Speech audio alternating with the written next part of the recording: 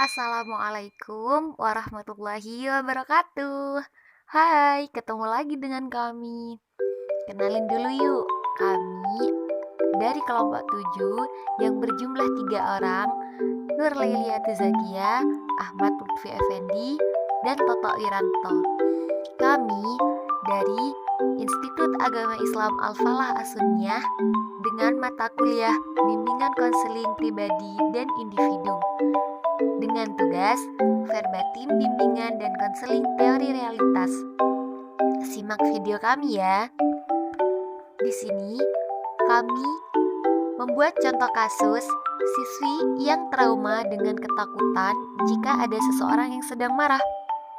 Nah, apa saja sih tahapan dari verbatim kami? Jadi, tahapan konseling dalam teori realitas itu, yang pertama ada embedding, dan yang kedua ada pertanyaan terbuka, yang ketiga pertanyaan tertutup, yang keempat empati, yang kelima merencanakan, yang selanjutnya konfrontasi, dan selanjutnya dorongan, dilanjut ada konfrontasi lagi, dan yang kesembilan yaitu menyimpulkan, serta yang terakhir. Assalamualaikum Bu. Waalaikumsalam. Mari masuk, sini duduk. Makasih Bu. Bagaimana kabar kamu hari ini? Alhamdulillah baik Bu. Syukurlah. Tadi habis pelajaran apa sebelum kesini? Fisika Bu. Bagaimana dengan pelajaran tadi? Alhamdulillah sangat menyenangkan Bu. Baiklah, tampaknya kamu ada keperluan dengan ibu. Iya Bu, saya ingin konseling. Sangat senang sekali dengan kedatangan kamu ke sini. Apakah kamu sudah pernah mengikuti konseling sebelumnya? Belum pernah Bu, baru sekarang ini saya mengikuti. Baiklah, sebaiknya ibu jelaskan dulu tentang konseling. Konseling adalah bantuan profesional yang diberikan konselor kepada konseling, yaitu Anda, agar konseling mampu memecahkan masalah atau problem yang sedang dihadapi. Konseling itu dilandasi oleh asas-asas seperti kerahasiaan, kesukarelaan, keahlian, kegiatan, kemandirian, dan masih banyak yang lain. Asas kerahasiaan menjamin semua data-data atau informasi yang terkait dengan masalah kamu. Bagaimana, kamu sudah paham? Begitu ya Bu. Wah, ya Bu, saya paham. Sekarang saya mengerti tentang konseling. Pertemuan kita ini dibatasi oleh waktu. Kita akan melakukan pertemuan dengan mempergunakan waktu kurang lebih 30-40 menit. Setuju Bu. Baiklah, coba Anda ceritakan kepada ibu apa yang menjadi ganjalan di hati kamu saat ini. Jadi begini Bu, saya merasa deg-degan, takut kalau lihat ada orang yang marah-marah. Maksud kamu? Jadi begini Bu, misalnya di kelas ada teman yang dimarahi oleh guru begitu. Saya langsung ketakutan, deg-degan banget itu Bu. Coba kamu ceritakan pada saya, bagaimana itu bisa terjadi atau sejak kapan itu terjadi? Begini Bu, dulu saya baik-baik saja, tapi sejak tante saya sukses dan kaya, ia menjadi sombong dan berkuasa di keluarga kami. Ia mempunyai anak tunggal dan sangat dimanja. Dan siapa saja yang membuat anaknya menangis pasti dimarahi habis-habisan. Dan saya selalu kena sasarannya Bu, karena saya yang paling tua. Karena pernah suatu ketika kami bermain, tiba-tiba sepupu saya bertengkar dengan saudara yang lain, dan saya dimarahi habis-habisan. Ini terjadi sering sekali Bu. Jadi sejak itu saya kalau ada orang marah-marah pasti gemetar dan ketakutan. Iya, ibu memahami perasaanmu. Nampaknya kamu sangat terganggu sekali dengan keadaan ini. Iya Bu, banget. Baiklah, kalau begitu kamu sekarang sedang mengalami trauma akibat tante kamu yang sering memarahimu. Bagaimana menurutmu? Iya, kira-kira begitulah Bu. Kamu sudah menyadari dan merasakan bahwa kamu saat ini mengalami masalah trauma dan cemas? Iya Bu, dan saya ingin sekali menyelesaikan masalah ini. Bagus, ini sebuah kemajuan yang sangat saya inginkan. Oleh karena itu, saat ini sangat tepat bila kita mendiskusikan tujuan yang ingin kita capai dalam konseling ini.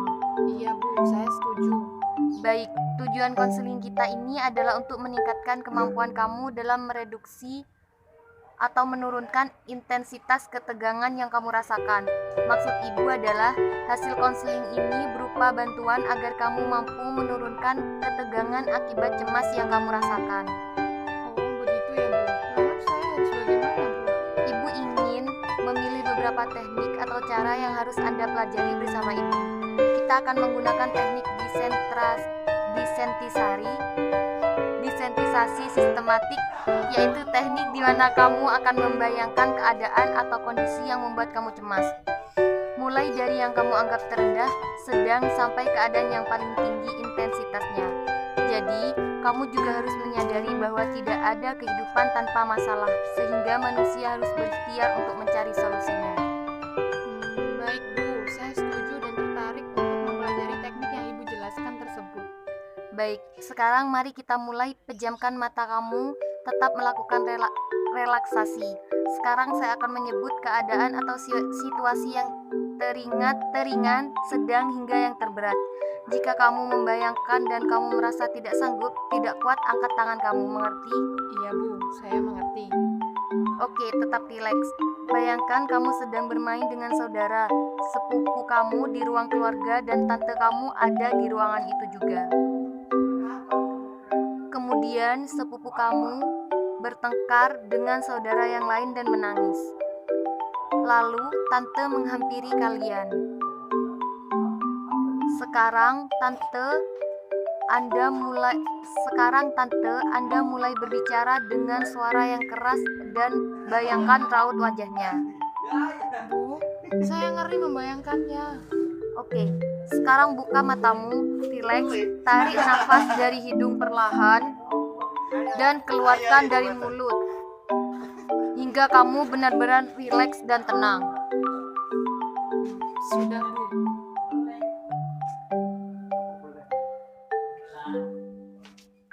Apa yang kamu rasakan? Saya ngeri, Bu. Awalnya biasa saja, tapi ketika saya mulai membayangkan tante saya berbicara dan membayangkan wajahnya, saya ngeri, Bu. Oke, kita sudah pada tahap sedang dan kamu sudah merasa tidak sanggup. Kita harus melakukan ini lagi ketika kamu sudah siap dan melewati tahap akhir, yaitu tahap yang terberat. Bagaimana? Baik, Bu. Kita akan mempraktekannya lagi. Bagaimana keadaanmu sekarang? Saya sedikit lebih baik, Bu, karena sudah menceritakan apa yang saya rasakan. Oke, sekarang kita mulai lagi. Sekarang rileks dan ambil nafas dalam-dalam. Pejamkan mata kamu. Sekarang bayangkan seorang yang sedang memarahi anaknya dengan suara pelan karena tidak mau belajar. Sekarang seseorang yang sedang memarahi anaknya dengan suara yang keras. Dan sekarang kamu berada dalam sebuah ruangan keluarga. Di sana ada semua anggota keluarga termasuk tante kamu. Kamu sedang bermain dengan saudara-saudara kamu. Tiba-tiba saudara kamu bertengkar dan menangis. Kemudian kamu yang disalahkan. Tante marah sekali kepada kamu. Saya tidak sanggup, Bu. Oke, sekarang buka mata kamu. Rileks, tarik nafas dari hidung dan keluarkan perlahan dari mulut. Bagaimana perasaan kamu? Deg-degan, Bu, tapi sudah lebih baik. Oke, rileks saja, ini butuh proses. Tapi tidak seperti kemarin, Bu. Saya sekarang tidak begitu ketakutan. Bagus sekali. Ini suatu kemajuan. Bagaimana kita lanjutkan? Baik, saya siap, Bu. Sekarang bayangkan wajah seseorang yang sedang marah sekali, bahkan akan memukul.